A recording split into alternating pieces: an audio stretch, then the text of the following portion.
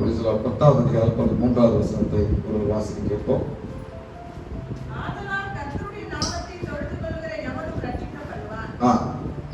Mic எடுத்துங்க. யாத்திராவின் புத்தகம் 1ஆம் அதிகாரம், இந்த முழு அதிகாரத்தை நம்ம வாசிக்க கேட்போமா? அதுல இருந்தா உங்களுக்கு செய்திகளை பகிர்ந்து கொள்ள போகிறேன். யாத்திராவின் புத்தகம், ரோமர் வாசித்தீங்க இல்லையா? ரோமர் வாசி படிச்ச உடனே யாத்திராவின் புத்தகம் 1ஆம் அதிகாரம் அதனுடைய 1ஆம் வசனத்திலிருந்து வாசிப்போம். எகிப்துக்கு போன இஸ்ரவேலுடைய குமாரரின் நாமங்களாவன ரூபன், சிமியோன், லேவி, யூதா, இசாக்கர், செபுலோன், பென்யமீன், தான், நப்தலி, காத், ஆசேர் என்பவைகளே. இவர்கள் யாக்கோபுடனே கூட தங்கள் குடும்பத்தோடு கூட போனார்கள். யோசேப்பு அதற்கு முன்னமே எகிப்தில் போயிருந்தான். யாக்கோபின் கர்ப்ப பிறப்பாகிய யாவரும் 70 பேர், யோசேப்பும் அவனுடைய சகோதரர் யாவரும் அந்த தலைமுறையால் எல்லாரும் மரணமடைந்தார்கள். இஸ்ரவேல் புத்திரர் மிகுதியும் பழகி ஏராளமாய் பெருகி பழுத்திருந்தார்கள். தேசம் அவர்களால் நிறைந்தது. யோசேப்பை அறியாத புதிய ராஜா ஒருவன் எகிப்திலே தோன்றினான். அவன் தன் ஜனங்களை நோக்கி, இதோ இஸ்ரவேல் புத்திரராகிய ஜனங்கள் நம்மிலும் ஏராளமானவர்களும் பலத்தவர்களுமாய் இருக்கிறார்கள். அவர்கள் பெருகாத படிக்கும் ஒரு யுத்தம் உண்டானால் அவர்களும் நம்முடைய பகைஞரோடு கூடி நமக்கு விரோதமாக யுத்தம் பண்ணி தேசத்தை விட்டு புறப்பட்டு போகாத படிக்கும் நாம் அவர்களை குறித்து ஒரு உபாயம் பண்ண வேண்டும் என்றான். அப்படியே அவர்களை சுமை சுமக்கிற வேலையினால் ஒடுக்கும்படிக்கு அவர்கள் மேல் விசாரணைக்காரனை வைத்தார்கள்.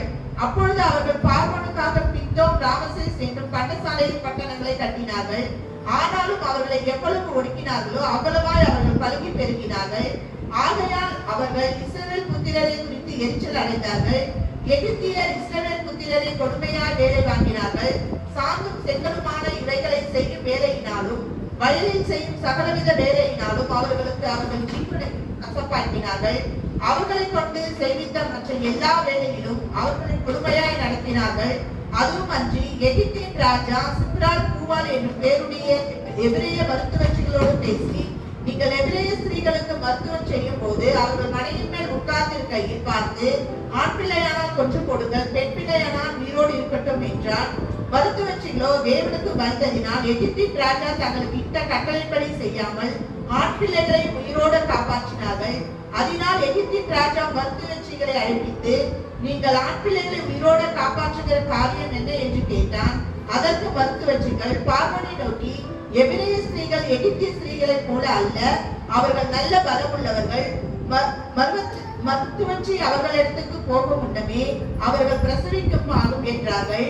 இது நிமித்தம் தேவன் மருத்துவச்சிகளுக்கு நன்மை செய்தார். ஜனங்கள் பெருகி மிகுதியும் பழுத்து போனார்கள். மருத்துவச்சிகள் தேவனுக்கு பயந்ததினால் அவர்களுடைய குடும்பங்கள் தலைக்கும்படி செய்தார். அப்பொழுது பார்வோன் பிறக்கும் ஆண் பிள்ளைகளை எல்லாம் நதியிலே போட்டுவிடவும் பெண் பிள்ளைகளை எல்லாம் உயிரோடு வைக்கவும் தன் ஜனங்கள் எல்லாருக்கும் கட்டளையிட்டார். வாசிக்கப்பட்ட இந்த வார்த்தையை நாம் கேட்டிருக்கிறோம். இது என்ன கருத்து அப்படின்னா, ரோமருக்கு எழுதின நிருபம் 10ஆம் அதிகாரம் 13வது வசனத்துல, கர்த்தருடைய நாமத்தை தொழுது கொள்கிற எவனும் ரட்சிக்கப்படுவான். அது யாரா இருந்தாலும் சரி. ஒருத்தன் ஆண்டவரை நம்பிட்டானா அவன் என்ன பண்ணுவான்? நல்லாதான் இருப்பான், நாசமாலாம் போக மாட்டான், கெட்டு போக மாட்டான். இதான் கர்த்தருடைய வாக்கு. கர்த்தருடைய வாக்கு என்ன? யாரா இருந்தாலும் சரி, கர்த்தரை நம்பிட்டா என்ன பண்ணுவாங்க? நல்லாதான் இருப்பாங்க. அதுல எந்த விதமான மாற்று கருத்து இல்லை. சோ கர்த்தருடைய நாமத்தை தொழுது கொள்கிற எவனும் ரட்சிக்கப்படுவான் என்ற அந்த வார்த்தை, அப்ப ரட்சிக்கப்படுவான் அப்படின்றதுனா என்ன? சிம்பிளா சொன்னா அவன் நல்லா இருப்பான். நீங்க நம்புறீங்களா? அதை எத்தனை பேர் நம்புறீங்க?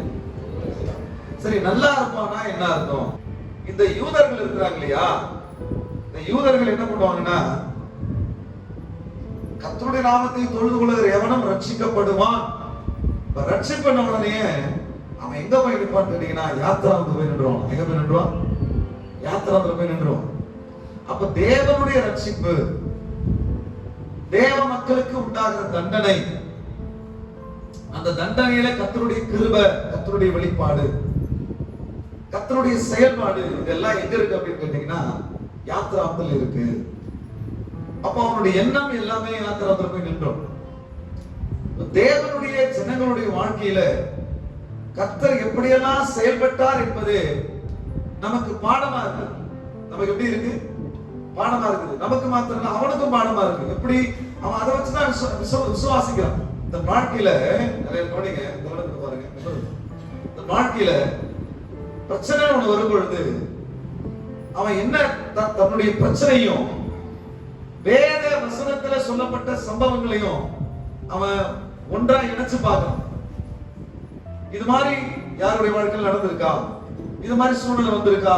அப்ப அந்த மாதிரி சூழ்நிலை வரும் பொழுது தேவன் நம்ம வாழ்க்கையில எப்படி எல்லாம் செயல்பட்டாரோ, செயல்பட்டு எப்படி அவர்களை காப்பாற்றினாரோ, எப்படி அவர்களை பாதுகாத்தாரோ, எப்படி அவர்களை மீட்டு அதிலிருந்து தூக்கி எடுத்தாரோ, எப்படி அவர்களுக்கு உதவி செய்தாரோ, எப்படி அவர்களுக்கு பக்கபலமா இருந்தாரோ, எப்படி அவர்களுக்கு வழிகாட்டினாரோ, எப்படி அவர்களுக்கு பேசினாரோ, எப்படி அவர்களுக்கு நடத்தினாரோ, எப்படி அவர்களுக்கு போஷித்தாரோ, எப்படி அவர்களை சுமந்தாரோ, எப்படி அவர்களுக்கு அறிவாய் இருந்தாரோ, எப்படி அவர்களுக்கு பலனாய் இருந்தாரோ, எப்படி அவர்களுக்கு தைரியமா இருந்தாரோ, அது போல தனக்கும் ஆண்டவர் இருப்பார் என்று சொல்லி அவன் நம்புறான். ரட்சிப்புனா இதெல்லாம் தான் ரட்சிப்பு.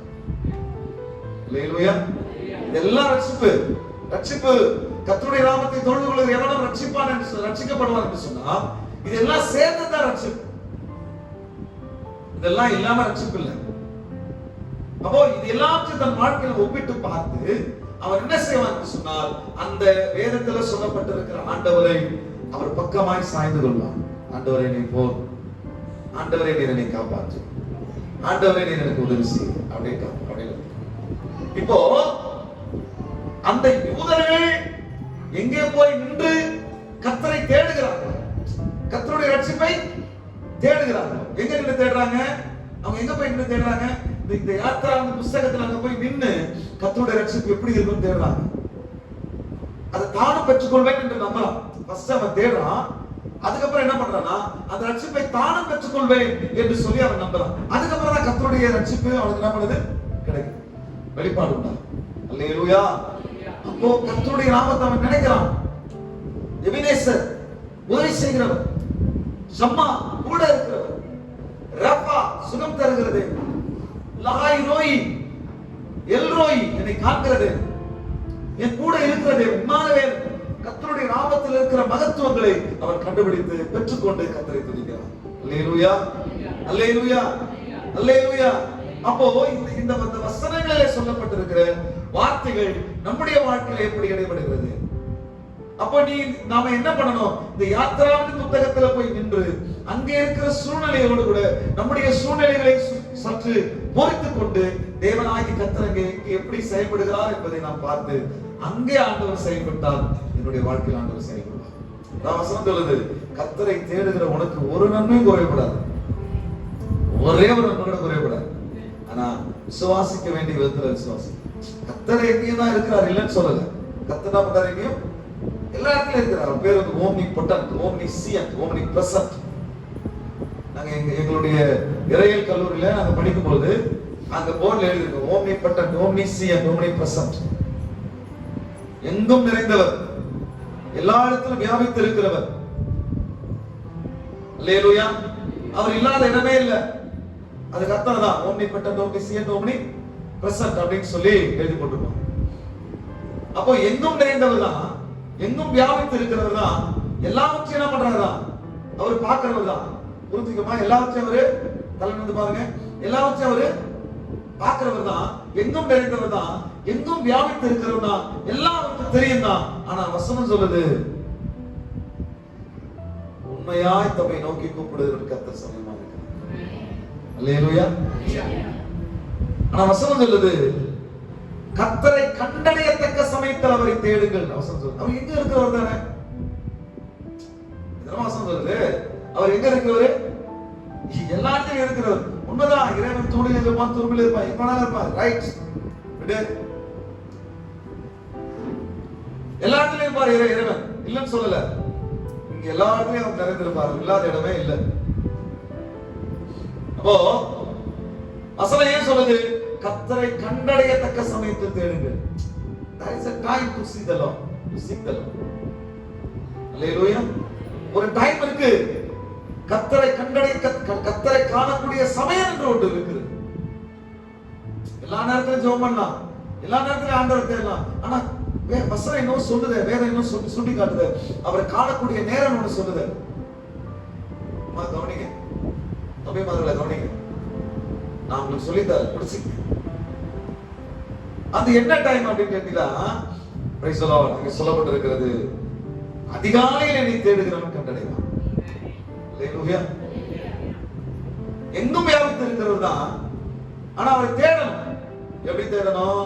கர்த்தரையும் அவருடைய வல்லமையும் நித்தம் தேடுங்கள், நித்தம் நாடுங்கள். எதை நாடணுமா? நம்ம நாட வேண்டியது எங்கதான்? அதனாலதான் நம்ம இடம் வேணும்ன்றதுனால நம்ம அதிகமா யாரை நாடணும்னா கர்த்தரையும் ஒரு வல்லமையை நாடிட்டு இருக்கோம். வேற யாரும் அதிகமா நாடல, அதிகமா நாடல. நம்ம எதை நாடணுமா? முதல்ல நாடணும், எதை தேடணும், யார்கிட்ட போகணும், எதை விரும்பணும், எதை தேடணும் அப்படின்னா கர்த்தரையும் அவருடைய வல்லமையும். அப்படி பாருங்க, எதை தான் தேடணுமா? கர்த்தரையும் அவருடைய வல்லமையும் நம்ம தேடணும். அப்ப கர்த்தரையும் அவருடைய வல்லமையை தேடணும் அப்படின்னா முதல்ல கர்த்தரை தேடணும். கர்த்தரை எப்ப தேடணும்? கண்டடையத்தக்க சமயத்தில் தேடணும். எது கண்டடையத்தக்க சமயம்? ஆண்டவர் சொல்றாரு, அதிகாலையில் என்னை தேடுகிறவன். தாவீது சொல்றாரு, கர்த்தாவே, கேளுங்க சிஸ்டர், எல்லாம் கேளுங்க, எல்லாரும் கேளுங்க, பிரதர் கேளுங்க. தாவீது ஒரு வார்த்தை சொல்றாரு, கர்த்தரை பார்த்து சொல்றாரு, கர்த்தாவே, அதிகாலையில என்னுடைய சத்தத்தை நீ கேட்பி. அதிகாலையில என்ன பண்ணுவீங்க? என்னுடைய சத்தத்தை கேட்பி. அப்ப மத்த நேரத்துல கேட்கலையா ஆண்டவரு? கேள்வி வருதா இல்லையா? இவங்க ஒரு கொஸ்டின் பண்ணணும்.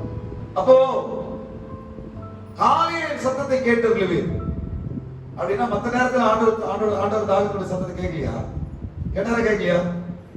கேட்பாரு. அப்போ காலையில ஏதோ ஒரு ஸ்பெஷல் இருக்கு, காலையில ஏதோ ஒரு ஸ்பெஷல் இருக்கு. அப்ப காலையில என்னோட சத்தத்தை கேட்டவர்கள்னா காலையில போயிட்டு அவர் சமூகத்துல உட்கார்ந்து, காலையில போயிட்டு சமூகத்துல உட்கார்ந்துட்டா உட்கார்ந்து நம்ம சத்தத்தை என்ன பண்ணுவாரு? கேட்போம். Price the Lord. அப்போ காலமே ஆண்டவரை தேட வேண்டியது அவசியமா இருக்கிறது. அப்போ நமக்கு ஒரு ரூல் இருக்கு, நமக்கு சில கட்டாயங்கள் இருக்கிறது. ஆண்டவருடைய நாமத்தை தொழுது கொள்ள வேண்டும் என்று சொன்னால், ஆண்டவருடைய அதிசயங்களை அற்புதங்களை பெற்றுக்கொள்ள வேண்டும் என்று சொன்னால் நமக்கு சில கட்டாயங்கள், சில காரியங்கள் இருக்கு. அதை நம்ம என்ன பண்ணணும்? கடைபிடிச்சு கடைபிடிக்கலாம் முடியாது. சோ அது மாதிரி இந்த யாத்ராமத்தின் புத்தகத்தை ஏன் கொண்டு வந்து வச்சிருக்கிறோம்? ஆண்டவர் கொண்டு வந்து வச்சிருக்காரு அப்படின்னா, இதுல போய் நில்லு, இத பாரு, இத பாத்தினா, இத படிச்சினா, இத புரிஞ்சுக்கிட்டீங்கன்னா இது மாதிரி உனக்கு நான் உதவி செய்வேன்னு சொல்லி ஆண்டவர் சொல்றாரு. அப்ப அது படிக்கணுமா வேணாவா? புரிஞ்சுக்கணுமா வேணாவா? அதை பத்தி நம்ம தெரிஞ்சுக்கணுமா வேணாவா?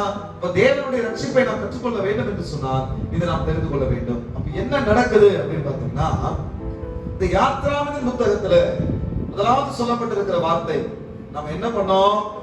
ஆபிரகாமை பார்த்தோம், அப்புறம் ஈசாக்கை பார்த்தோம், அதுக்கப்புறம் யாக்கோபை பார்த்தோம், அதுக்கப்புறம் யோசேப்பை பார்த்தோம், எகிப்திய நம்ம பார்த்துட்டோம். எகிப்துல அவங்க சேர்ந்து அவங்க பெரிய ஜனக்கூட்டமா பெறுகிறாங்க அப்படின்றத பார்த்தோம். இவங்க யாருடைய ஜனங்க? ஆபிரகாமுடைய சந்ததி. எப்படிப்பட்டவர்கள்? வாக்குத்தத்தத்துக்கு சொந்தக்காரர்கள். அல்லேலூயா. தேவனுடைய வல்லமைக்கு சொந்தக்காரர்கள். தேவன் இந்த பூச்சக்கரத்துல உபாகமத்தின் புத்தகத்துல கர்த்தருக்கு சுத்தமான அதே உங்களுக்கு தானிக்கிறேன், நீ தியானிச்சு சொல்றேன். உபாகமத்தின் புத்தகத்துல ஒரு வார்த்தை சொல்லப்பட்டிருக்கிறது. மோசே சொல்லுவாரு, என்ன சொல்லுவாரு? இஸ்ரவேல் ஜனங்களை பார்த்து சொல்லுவாரு, இந்த பூச்சக்கரத்தில் இருக்கிற எல்லா ஜனங்களை காட்டிலும் கர்த்தர் என்ன பண்ணாரா? உங்களை தனக்கு சொந்த ஜனமாக தெரிந்து கொண்டார். எவ்வளவு பெரிய மேன்மை இல்லையா? இந்த பூமியில எவ்வளவு ஜனம் இருக்கு, அந்த ஜனகத்தெல்லாம் விட்டுட்டு என்ன பண்ணாருன்னா உங்களை தனக்கு சொந்த ஜனமாக தெரிந்து கொண்டார். அதனால வசனம் சொல்லுது, கர்த்தரால் மீட்கப்பட்ட ஜனமே, கர்த்தரால் ரட்சிக்கப்பட்ட ஜனமே உனக்கு ஒப்பானவன் யார்? ஏன் அப்படின்னா கர்த்தர் உங்களை தனக்கு சொந்த ஜனமாக தெரிந்து கொண்டார். அது என்ன சொல்றாருன்னா, நீங்க இந்த பூமியில பெரிய ஜனங்க, நீங்க இந்த பூமியில ரொம்ப ரொம்ப மிகுதியா பெரிய ஜனக்கூட்டமா இருக்கிறீங்க அப்படின்றதுனால ஆண்டவர் உங்களை தெரிஞ்சுக்கல, நீங்க கொஞ்சத்திலும் கொஞ்சமான ஜனங்களா இருக்கிறீர்கள். அல்லேலூயா. அப்படி இருந்த கர்த்தர் உங்களை தெரிந்து கொண்டார். நீங்க ரொம்ப பெரிய அறிவாளின்றதுனால கர்த்தர் தெரிஞ்சு கொள்ளல, நீங்க பெரிய பணக்காரர்ன்றதுனால கர்த்தர் தெரிஞ்சு கொள்ளல. Price the Lord. ஒன்றே ஒன்றுதான், ஆண்டவருடைய இரக்கம், அவருடைய கிருபை, அவருடைய தயவு, அவருடைய இரக்கத்திலும் இரக்கத்திலும் ஆண்டவர் நம்மை அவருக்கு சொந்த ஜனமாக தெரிந்து கொண்டார். ஆமென். எப்படி அந்த இஸ்ரவேலர் தேவனுடைய வாக்குத்தத்தத்துக்கு சொந்தக்காரர்களோ அப்படியே நாமும் அவருடைய வாக்குத்தத்தத்துக்கு சொந்தக்காரர்களா இருக்கிறோம். அல்லேலூயா. பவுல் சொல்றாரு, வாக்குத்தத்தம் அவர்களுடையவைகளே, அவர்களுடையதே, உடன்படிக்கை பெட்டி அவர்களுடையது, நியாயப்பிரமாணம் அவர்களுடையது, கர்த்தருடைய மகிமை அவர்களுடையது. அவங்க தான் தேவனுடைய ஆசீர்வாதத்துக்கு தகுதியான ஜனங்கள். ஆனால் அவர்கள் அதை உணராமல், அவர்கள் அதை மதிக்காமல், அதை ஒதுக்கி தள்ளினபடினாலே அவர்களுடைய மீறுதல் நிமித்தம், அவர்களுடைய இருதய கடினத்து நிமித்தம், அவர்களுடைய அசதி நிமித்தம், அசட்டை நிமித்தம், இன்னொன்னு அவர்கள் அதிகப்படியான எனக்கு எல்லாம் தெரியும் என்ற எண்ணத்தை நிமித்தம் அவர்களுக்கு வர வேண்டிய ரட்சிப்பு புறஜாதிகளுக்கு போனது என்று சொல்லி வேதம் சொல்கிறது. அல்லேலூயா, அல்லேலூயா. அப்ப என்ன நம்ம தெரிஞ்சுக்கணும் அப்படின்னா, நீங்க தான் வாக்குத்தத்தத்துக்கு சொந்தக்காரர்கள், நீங்க தான் தேவனுடைய மகிமைக்கு சொந்தக்காரர்கள், தேவனுடைய ஆசீர்வாதத்துக்கு சொந்தக்காரர்கள் நீங்க தான். ஆனால் உங்களுடைய அலட்சியம், உங்களுடைய நிர்விசாரணம், உங்களுடைய என்ன சொல்றது, எல்லாம் தெரியுன்ற எண்ணம், ஏதோ ஒன்று தேவனுடைய வல்லமையை, தேவனுடைய வாக்குத்தத்தத்தினுடைய அந்த ஆசீர்வாதத்தை, தேவனுடைய விடுதலையை நாம் பெற்றுக்கொள்ளவே கூடாதபடிக்கு நமக்கு வந்த விடுதலையை, நமக்கு வந்த ஆசீர்வாதத்தை, நமக்கு வந்த மேன்மையை, நமக்கு வந்த தேவனுடைய மகிமையை நாம் புறம் தள்ளி நம்ம பக்கத்துல உட்கார்ந்து பாருங்க, அவன் உட்கார்ந்துருப்பான், ஐயா இயேசுவே சாமி என்னை என்ன விடுதலையாக்க மாட்டீரா, என்னை ஆசீர்வதிக்க மாட்டீரா, ஐயோ அந்த வார்த்தை எனக்கு கிடைக்காதா, அந்த தாகமா இருப்பான் பாருங்க, அவனுக்கு போயிடும். அல்லேலூயா, அல்லேலூயா, அல்லேலூயா, அல்லேலூயா. அப்ப கர்த்தருடைய சபையில உட்கார்ந்து இருக்கும் பொழுது தேவ ஜனங்கள் எப்படி இருக்குன்னா, தாகத்தோடு பாரத்தோடு தேவனுடைய ஆசீர்வாதத்தை எதிர்பார்த்து, தேவனுடைய வார்த்தையை எதிர்பார்த்து ஆவலாய் தேவனுடைய வல்லமைக்காய் காத்திருக்க வேண்டும். ஆமென். அல்லேலூயா. உனக்கு வந்ததை மத்தவங்க வாங்கிக்கணும். அதான் சொல்ற, பந்தய சாலத்தில் அநேகர் எல்லாம் ஓடுறாங்க, ஆனா எல்லா பரிசு பொருளை வாங்குறது இல்லை. எல்லாம் ஓடுறாங்களப்பா, ரன்னிங் ரேஸ் என்ன பண்றாங்க, எல்லாம் ஓடுறாங்களா, எல்லாருக்கும் பரிசு கிடைக்குதா? அப்ப எல்லாம் எதுக்கு தான் ஓடுறான்? ஓடுறான் எதுக்கு ஓடுறான்? ஓடி சும்மா வீட்டுக்கு வந்து ஓடுறான், எதுக்குமா ஓடுறான்? பரிசு வாங்க தான் ஓடுறான். ஆனா எல்லாம் பரிசு வாங்குறானா? எல்லாம் வாங்கல. அதான் வசனம் சொல்லுது, நீங்கள் பரிசு பெறுகிறவர்களாக, பலன் பெறுகிறவர்களாக ஓடுங்கள். அப்ப ரொம்ப உஷாரா ஓடணும், ரொம்ப கவனமா ஓடணும், ரொம்ப ஜாக்கிரதையா ஓடணும், பிராக்டிஸோட ஓடணும். பந்தய சாலையில ஓடுகிறவர்கள் எல்லாரும் ஓடுறாங்க, ஆனா எல்லாரும் பரிசு பெறுவதில்லை. நீங்களும் பரிசு பெறுவர்களாக ஓடுங்கள். சோ சபைக்கு எல்லாரும் தான் போறாங்க, எல்லாரும் தான் சபையில இருக்கிறாங்க, ஆனா யார் ஆசீர்வதிக்கப்படுறாங்க? யார் அந்த ஆசீர்வாதம் பரிசு பெற்றிருக்கிறது? யார் அந்த ஆசீர்வாதம் விடுதலை என்ற அந்த பரிசை யார் பெற்றிருக்கிறது? எல்லாரும் பெற்றுக்கிறாங்களா? வர எல்லாரும் ஆசீர்வதிக்கப்படுறாங்களா? எல்லாரும் மேன்மையாகிறாங்களா? எல்லாருக்கும் விடுதலை கிடைச்சதா? இல்லையே. தேவன் அப்ப எல்லாரும் ஆசீர்வதிக்கப்படணும் போது கர்த்தரை குறை சொல்ல முடியுமா? கர்த்தருக்கு கருப்பா இருக்கணும் பிடிக்காது, சோப்பா இருக்கணும் தான் பிடிக்கும், கர்த்தருக்கு வந்து படிச்சவங்க தான் பிடிக்கும், படிக்காதவங்க பிடிக்காது என்று சொல்லி அவர்களுக்கு பட்சாபாதம் இருக்கிறதா, வேறுபாடு இருக்கிறதா, வேதம் பார்க்கிறாரா ஆண்டவரே?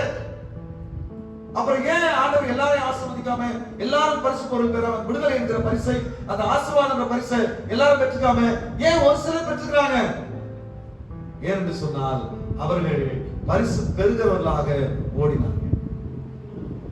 கர்த்தரை கண்டடையத்தக்க சமயத்தில் தேடினாங்க, ஆராதனைக்கு ஓடி வந்தாங்க, ஜெபங்களுக்கு ஓடி வந்தாங்க, ஜெபத்துக்கு முக்கியத்துவம் கொடுத்தாங்க, ஆராதனைக்கு முக்கியத்துவம் கொடுத்தாங்க, ஆராதனை நேரத்துக்கு முக்கியத்துவம் கொடுத்தாங்க, ஆண்டவருடைய சமூகத்துல காத்து கிடந்தாங்க, அந்த விடுதலைக்காய் ஏங்கி நின்னாங்க. சோ அவங்க ஆசீர்வதிக்கப்பட்டாங்க. அல்லேலூயா. எல்லாரும் தான் ஓடுறான் பரிசு, பந்தய சாலையில எல்லாரும் பரிசு வாங்க. இதை மனசுல வச்சுக்க, ஏதோ நான் வாழணும் வாழக்கூடாது. ஆமென். அல்லேலூயா, அல்லேலூயா. அப்ப என்ன பண்ண பாஸ்டர் அப்படின்னா, இதை செய்யணும். என்ன செய்யணும்? இப்ப நான் சொல்ல போறதை செய்யணும். என்ன சொல்ல போறீங்க? ஒன்னும் பெருசு இல்லை. சபதத்துல என்ன சொல்லப்பட்டிருக்கிறது அப்படின்னா, ஃபுல்லா வாசிக்கும் பொழுது என்ன படிச்சீங்க நீங்க அப்படின்னா, யோசேப்பை அறியாத ஒரு ராஜா வந்தான். அவன் வந்து என்ன பண்ணான்னா, இந்த இஸ்ரவேல் ஜனங்கள் 70 பேர் போனாங்கன்னு சொல்லி வாசித்தோம். யாரா? நப்தலி, ரூபன், சிமியோன், காத், அவன் இவன் போனான்னு சொல்லி இவங்கெல்லாம் வாசித்தோம். வாசித்துட்டு அவங்க இந்த இடத்துல குடியிருந்தாங்க. அவங்க தேவன் அவர்களை ஆசீர்வதித்தாங்க, ரொம்ப பெருகினாங்க.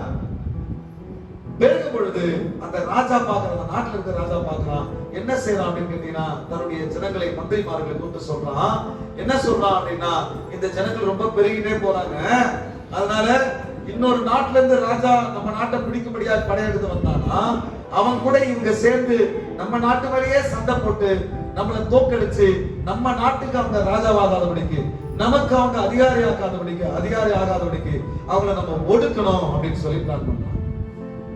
என்ன பிளான் பண்றான்? அதிகமா அவங்கள வேலை வாங்கணும் பிளான் பண்றான். அவங்களுக்கு எந்த அளவுக்கு ஒடுக்குனாங்களோ அந்த அளவுக்கு அவங்க பெருகுனாங்க அப்படின்னு சொல்லி வசனம் சொல்றாங்க. அல்லேலூயா. 12 வாசிங்க. 1:12. ஆனாலும் அவர்களை எவ்வளவு ஒடுக்கினார்கள், ஆ அவ்வளவாய் அவர்கள் பலுகி பெருகினார்கள். ஆ ஆகையால் அவர்கள் இஸ்ரவேல் புத்திரரை குறித்து எரிச்சல் அடைந்தார்கள். படிங்களேன், இங்க பாருங்க, மறுபடியும் 12 படிங்களேன். ஆனாலும் அவர்களை எவ்வளவு ஒடுக்கினார்களோ, இந்த வார்த்தை நல்லா கவனிங்க. ஆனாலும் யா நல்லா கவனிங்க. இதுதான் யாத்திராகம புத்தகத்தை வாசிக்கணும்ன்றது. யாத்திராகம புத்தகத்தை வாசிக்கணும்ன்றது அந்த வார்த்தையை கவனிங்க. ஆனாலும் அவர்கள், சிஸ்டர் நல்லா படிங்க, நீங்க உங்களுக்கு நீங்களே படிச்சுங்க. ஆவியானவர் கூட பேசுறாரு, சகோதரிமார்களே சகோதரமார்களே, ஆவியானவர் கூட பேசுறாரு. வசனம் இதுதான். ஆனாலும் அவர்களை எவ்வளவு ஒடுக்கினார்களோ அவ்வளவாக அவர்கள் பழகி பெறுகிறார்கள். கரங்களை தட்டி கர்த்தரை மகிமைப்படுத்துங்கள். அல்லேலூயா. இதுதான் கருப்பொருள். வேதத்தினுடைய கிறிஸ்தவத்தினுடைய சித்தாந்தமா தான், ஊழியத்தினுடைய சித்தாந்தமா இதுதான். இது தவிர ஒண்ணும் இல்ல. அவர்களை எவ்வளவு ஒடுக்கினார்களோ அவ்வளவு பெருகினார். அல்லேலூயா. அல்லேலூயா. அவங்க எவ்வளவு கஷ்டப்பட்டாங்களோ அதை விட டபுள் மடங்கு ஆசீர்வாதமா இருந்தாங்க. அவங்க எவ்வளவு அழுதாங்களோ அந்த அளவுக்கு இப்ப சந்தோஷமா இருக்காங்க. அல்லேலூயா. அவங்க எவ்வளவு ரொம்ப ஒரு துணிக்கு கூட, ஒருவேளை சாப்பாட்டு கூட கஷ்டப்பட்டாங்களோ இப்போ நல்ல பெரிய டபுள் மாடி வீட்டுல இருக்கிறாங்க. வரவங்களுக்கு எல்லாம் சோறு போடுறாங்க, எல்லாருக்கும் துணி எடுத்து கொடுக்குறாங்க. அல்லேலூயா. ஐயா, இதுதான் தாரக மந்திரம்ன்றாங்களே, இதுதான் இலக்கணம். நீங்க எந்த அளவுக்கு ஒடுக்கப்படுகிறீர்களோ, வசனம் சொல்றது பாருங்க, அவர்களை எவ்வளவு ஒடுக்கினார்களோ அந்த அளவுக்கு. ஒடுக்கிறவன் சத்ரு, அவன் வேலையை அவன் கரெக்டா செய்வான். ஒடுக்கிறவன் சத்ரு, பேய், அவன் வேலையை அவன் கரெக்டா செய்வான். நம்மளை பெருக்கிறவர் கர்த்தர், அவர் வேலையை அவர் கரெக்டா செய்வார். அல்லேலூயா. அல்லேலூயா. அப்ப நம்ம ஒடுக்கப்படுறோம், ஏன் பெருகலன்னா நம்ம சரியில்லைன்னு அர்த்தம். அல்லேலூயா. அல்லேலூயா. அதுக்கு என்ன பண்ணணும்? பாஸ்டர் அதிகமா ஜெபம் பண்ணணுமா, அதிகமா உபவாசம் பண்ணணுமா? ஒண்ணும் இல்லைங்க. கர்த்தருக்கு ஸ்தோத்திரம். ரொம்ப பெரிய விஷயம் இல்ல. Price the Lord. ரொம்ப பெரிய விஷயம் இல்ல. கர்த்தருக்கு ஸ்தோத்திரம். ஒரே ஒண்ணுதான். என்ன அப்படின்னா, வாக்குத்தத்தம் என் மேல இருக்கு, கர்த்தர் என் கூட இருக்கிறாரு, நான் கர்த்தருடைய பிள்ளை. இந்த உபத்திரவம், அந்த பெருக்கமோ, இந்த கஷ்டமோ என்ன ஒண்ணும் செய்யாது. நான் எந்த அளவுக்கு கஷ்டப்படணும் அந்த அளவுக்கு நான் நல்லா இருப்பேன் அப்படின்னு சொல்லி ஆண்டவரை நம்பி சார்ந்துக்கணும். கர்த்தரையே சார்ந்து கொண்டு இருக்கணும், வேற ஒண்ணும் பண்ணக்கூடாது. அல்லேலூயா. வாக்குத்தத்தத்தை பெற்ற ஜனங்களே, வசனம் சொல்லுகிறது, அவர்கள் எவ்வளவு ஒடுக்கப்பட்டார்களோ அவ்வளவு பெருகினார். அல்லேலூயா. பிசாசுடைய டியூட்டி என்ன தெரியுமா? பிசாசு கொலைபாதகன், சோதனைக்காரன், கஷ்டப்படுத்துறவன், பொய்யன், திருடன். நம்ம கிட்ட இருந்த ஆசீர்வாதத்தை திருடிப்பான், நம்ம கிட்ட இருந்த நன்மையை திருடிப்பான், நம்மளை ஒடுக்குவான். அவன் வேலையை அவன் கரெக்டா பண்ணுவான். ஆனா கர்த்தருடைய வாக்குத்தத்தத்தை பெற்ற ஜனங்கள் எப்படி தெரியுமா? அவன் பெருகிட்டே இருக்கும். அல்லேலூயா. அவன் பாருங்க, பிசாசு புது திட்டம் போட்டு இருப்பான். என்ன திட்டம் போடுறான்? 10ஆம் வசனம் படிங்களேன். அவர்கள் பெருகாத படிக்கும். அவர்கள் பெருகாத படிக்கு, நல்ல கவனிங்க, அவர்கள் பெருகாத படிக்கு என்ன பண்ணணும் அப்படின்னு கேட்டீங்கன்னா, அதை விட்டுருங்க. அவர்கள் பெருகாத படிக்கு என்ன பண்ணணும்? இல்ல, அவர்கள் பெருகாத படிக்கு அப்படி அதை மட்டும் படிங்க. அதுக்கப்புறம் 16ஆம் வசனம் படிங்க. அவர்கள் பெருகாத படிக்கு 16ஆம் வசனம் வந்துருங்க. இருங்க சார், நீங்க 10ஆம் வசனம் அவர்கள் பெருகாத படிக்கு படிச்சுட்டு 16ஆம் வசனத்துக்கு வந்துருங்களேன். படிங்க. அவர்கள் பெருகாத படிக்கு, அப்படியே அவர்களை சுமை சுமக்கிற வேலையினால் ஒடுக்கும்படிக்கு அவர்கள் மேல் விசாரணைக்காரரை வைத்தார்கள். கர்த்தருக்கு ஸ்தோத்திரம். Praise the Lord. அல்லேலூயா. அவங்க பெருகாத படிக்கு அவங்க என்ன பண்ண கூடாதா? அவங்க என்ன பண்ணக்கூடாது, பெருகவே கூடாது. அவங்களை எப்படியாவது கஷ்டப்படுத்தணும். கஷ்டப்படுத்துறதுக்கு ஆளை வச்சு கஷ்டப்படுத்தணும். பெருகக்கூடாதுன்றதுக்காக என்ன பண்றான், ஆளை வச்சு கஷ்டப்படுத்துறான். அப்ப இப்ப 4 பேருக்கு முதல்ல இவ்வளவு ஜெபம் பண்றானா, இவன் 40 குடும்பம் மாறினா அப்ப எவ்வளவு ஜெபம் நடக்கும்? அப்ப அந்த ஊருக்குள்ளே நம்ம போக முடியாது. அப்ப என்ன பண்ணணும், இவர்கள் பெருகாதபடிக்கு அந்த ஜெபத்தை கட்டணும். காவல் வைக்கணும். ஒரு வீட்டுக்கு ஒரு காவல் வைப்பான். யாரெல்லாம் ஜெபம் பண்றீங்க வீட்டுக்கு காவல் வைப்பான். பிரச்சனை மேல பிரச்சனை கொடுப்பான்.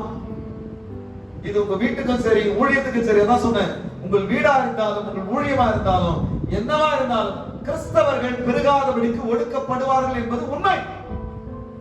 அல்லேலூயா. ஒடுக்கப்படுவாங்க, கஷ்டப்படுவாங்க. ஆனா பிசாசம் வேலையை கரெக்டா செய்யும் போது ஆண்டவரும் ஒரு வேலையை கரெக்டா செய்வார். அல்லேலூயா. ஐயா, இயேசு நேற்றும் இன்றும் என்றும் மாறாதவர். அதுல பிரச்சனையே இல்லை, அதுல மாற்று கருத்தே இல்லை. ஒருவன் ஒடுக்கப்படுகிறான் என்று சொன்னால், பிசாசு ஒடுக்கிறான் என்று சொன்னால், அவன் ஒடுக்குவதற்காக அவன் பிரயாசப்படுகிறான் என்று சொன்னால், தேவன் தன்னுடைய ஜனங்களை பெருக பண்ணுவதற்காகவும் பிரயாசப்படுவார், கிரியை செய்வார் என்பது சத்தியம். இதுதான் உண்மை.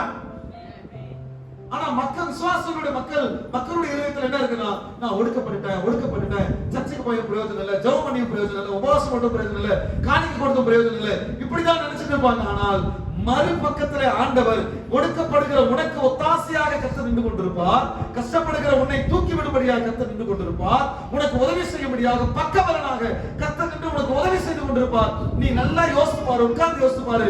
எவ்வளவுதான் கஷ்டம் வந்தாலும் நல்லா சாப்பிட்டிருப்ப, எவ்வளவுதான் கஷ்டம் வந்தாலும் நல்லா உடுத்திருப்ப, எவ்வளவுதான் கஷ்டம் துன்பம் வந்தாலும் சந்தோஷமா தான் இருந்திருப்ப. நீ பெருகரிப்பே தவிர நீ சிரிக்க போயிருக்க மாட்டேன். அல்லேலூயா. குறுகி போயிருக்க மாட்டேன், நீ பெருகிதான் இருந்திருப்ப.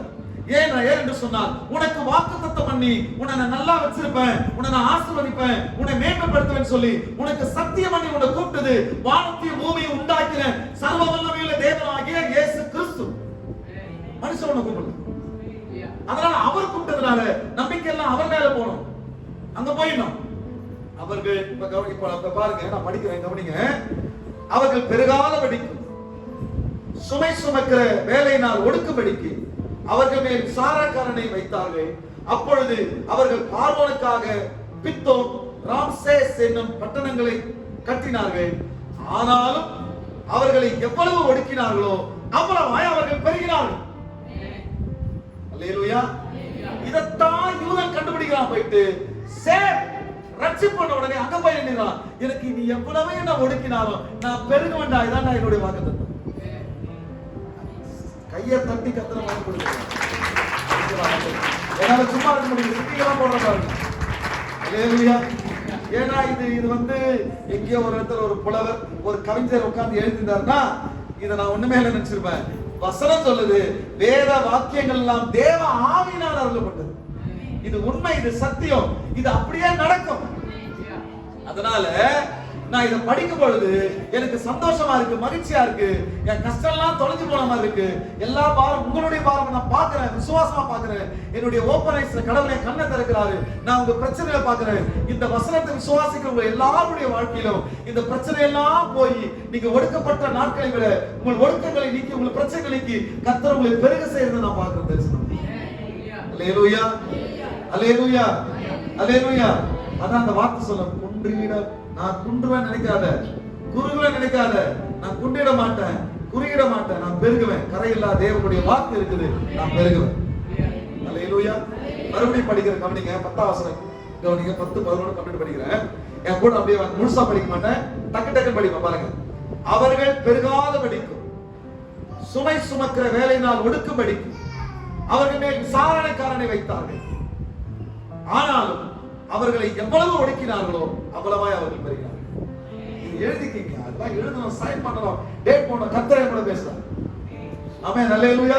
இது விசுவாசிக்கணும். என்ன விசுவாசிக்கணும்? அவர்கள் பெருகாதபடிக்கும், சுமை சுமைக்கிற வேலையினால் அவர்களை ஒடுக்கும்படிக்கு அவர்கள் மேல் விசாரணைக்காரனை வைத்தார்கள். ஆனாலும் அவர்களை எவ்வளவு ஒடுக்கினார்களோ அவ்வளவாய் பலகி பெறுகிறார்கள். எப்படி பலகி பலகி பலகி. அல்லேலூயா, அல்லேலூயா, அல்லேலூயா. யாக்கோபே பாட்டுலாம் நிறைய வருது, பாடலாமா?